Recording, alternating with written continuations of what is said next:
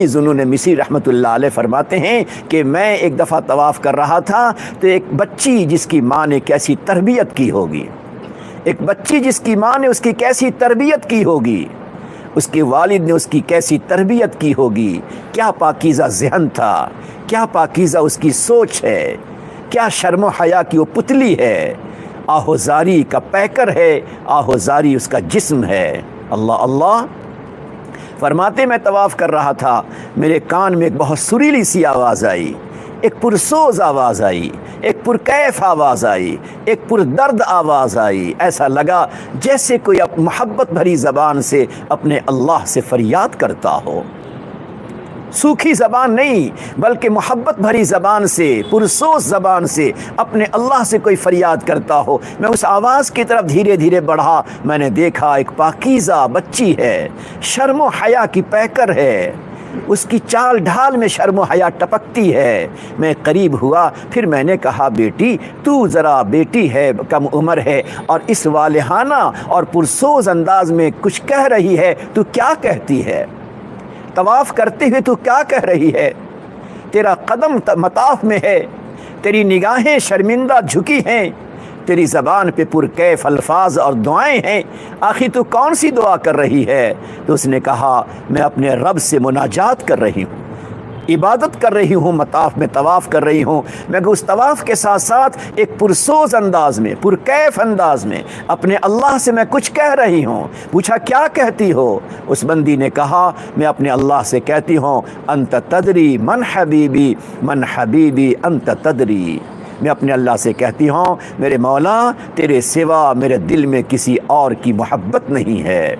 अगर मम्मी की मोहब्बत है तो अल्लाह तेरे ही वास्ते है, अब्बू की मोहब्बत है तो तेरे ही वास्ते है, घर के भाई बहन की मोहब्बत है तो अल्लाह तेरे ही वास्ते है, क्योंकि अम्मी की मोहब्बत, अब्बू की मोहब्बत, भाई बहन की मोहब्बत का हुक्म अल्लाह देता है। लिहाजा ए परवरदिगार असल मोहब्बत, असल ताल्लुक़ तो तुझसे है, याद तो असल तेरी दिल में बसी है। अगर अम्मी की याद आती है, अब्बू की याद आती है, भाई बहन की याद आती है तो वो भी तेरे ही रज़ा के लिए है। तो मैं अपने अल्लाह से कहती हूँ मेरे मौला तू ही जानता है मेरा महबूब कौन है, मेरा दिलबर कौन है, मेरे दिल का ताल्लुक़ किसकी ज़ात से जुड़ा हुआ है। ऐ पाक परवरदिगार तू ही जानता है। अंत तदरी मन हबीबी अंत तदरी।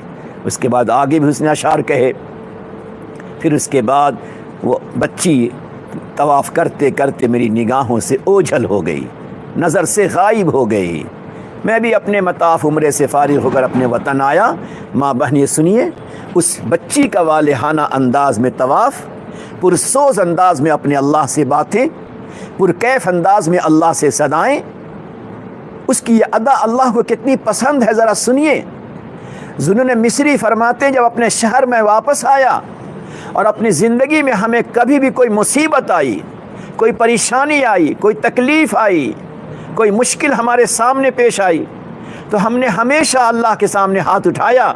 और हाथ उठाने के बाद मैंने कहा अल्लाह वो बच्ची जो किसी माँ ने जिसकी तरबियत की थी, जिसके अब्बू ने तरबियत की थी, जो एक अच्छे घराने से तरबियत पाकर शर्म हया की पुतली बनकर पुरसोस ज़बान लेकर, पुरदर्द ज़बान लेकर आई थी, अल्लाह उस बच्ची का ये पुरसोस अमल, पुरकैफ अमल, दिल की गहराई से अमल, दर्द दिल के साथ उसका ये अमल, खुशू खुजू के साथ उसका ये अमल, उसकी मोहब्बत अल्लाह अगर तुझे पसंद है तो उस बच्ची का वास्ता है, अल्लाह उसकी इबादत का वास्ता है, पुरसोस दुआओं का वास्ता है, पुरकैफ उसके ज़िक्र का वास्ता है कि अल्लाह उसके वास्ते, उसके तुफ़ैल अल्लाह हमारी मुसीबत को टाल दे, हमारी मुसीबत को दूर कर दे। ज़ुन्नून मिस्री का इकरार है कि जब जब मैंने उस बच्ची का नाम लेकर, उसका वास्ता वसीला देकर खुदा के सामने हमने दुआएं की हैं, परवरदिगार ने हमारी मुसीबत को दूर कर दिया है।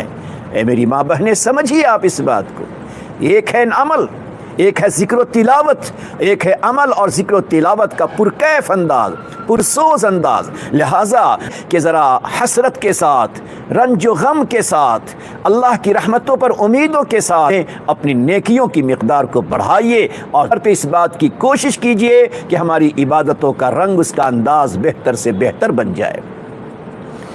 جب پروردگار کی نگاہ رحمت پڑتی ہے زندگی کا انداز بدل جاتا ہے، زندگی کا رخ بدل جاتا ہے، سوچ بدل جاتی ہے، فکر بدل جاتی ہے، نگاہیں کھل جاتی ہیں۔ ایک عورت عالم کو دیکھتی ہے اپنے گھر میں بیٹھے بیٹھے، دنیا کو سنتی ہے اپنے گھر میں بیٹھے بیٹھے۔ جب وہ سنتی ہے کہ دنیا میں کیا ہو رہا ہے، کیسی کیسی خرابیاں آ رہی ہیں، کیسے کیسے فتنے آ رہے ہیں، کیسے کیسے گناہ جنم لے رہے ہیں، دلوں کو اجاڑنے والے، دلوں میں دوری پیدا کرنے والے، دلوں میں گناہوں کے کانٹے ڈالنے والے، کیسے کیسے گناہ دنیا میں ظاہر ہوتے ہیں۔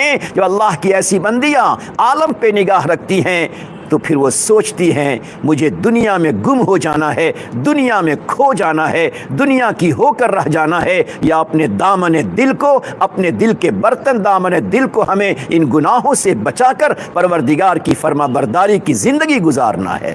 یہ ایک نیکوکار عورت کے ایمان کا تقاضا ہے۔ میری ماں بہنیں، آج ہمارے ایمان کا تقاضا ہے، آج ہمارے قرآن کا تقاضا ہے، آج ہمارے اللہ کا مطالبہ تقاضا ہے۔ اے ایمان والیا، تم کہاں جا رہی ہو؟ یا ایھا الانسان ما غرک بربک الکریم، اے انسان، اے مردوں، اے عورتیں، تم کس دھوکے میں پڑی ہوئی ہو، تم کس فریب میں پڑی ہوئی ہو، کس غفلت میں پڑی ہوئی ہو؟ کس سے؟ کریم اللہ سے، جو پروردگار تیرا کریم ہے، جو پروردگار تیرا رحیم ہے، جو پروردگار تیرا مہربان ہے، جو ہمیشہ تیرے ساتھ مہربانی کا اور کرم کا معاملہ کرتا رہا۔ اس پاک پروردگار، کریم پروردگار سے کس چیز نے اے میری بندیاں تجھے دھوکے میں ڈال دی ہے؟ کیا دنیا کی زینت نے؟ کیا دنیا کے رسم رواج نے؟ کیا دنیا کے احوال نے؟ کیا دنیا کی فیشن پرستی نے؟ کیا دنیا کے گناہوں نے؟ کیا دنیا کے رنگوں نے تجھے دھوکے میں ڈال دیا ہے؟ یاد رکھو میری بندیاں،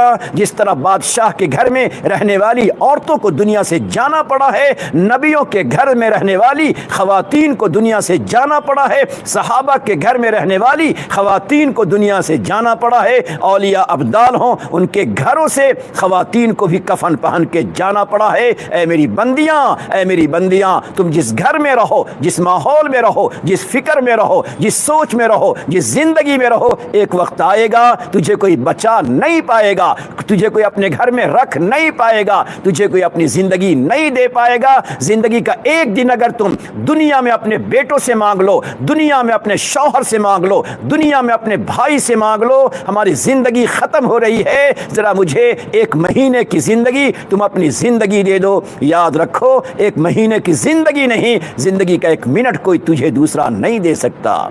لہٰذا جب تیری زندگی فانی ہے، جب تیری زندگی موت کے ساتھ آنی ہے، تو پھر بتاؤ کس چیز نے تجھے دھوکے میں ڈالا ہوا ہے؟